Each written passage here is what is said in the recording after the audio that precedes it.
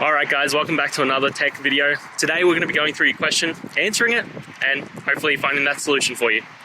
Now, don't forget to stay just a little bit crazy like me, and hopefully you'll get to that resolution. Anyway, on to the video. Cheers!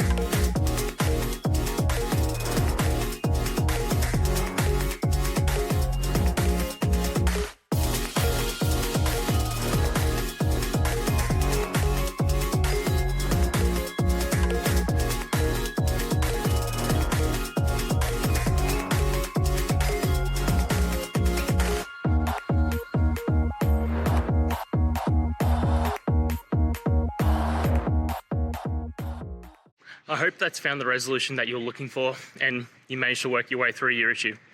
Please, if it did help, hit subscribe. I'd really appreciate it. And until the next technical time you need help, have a good one.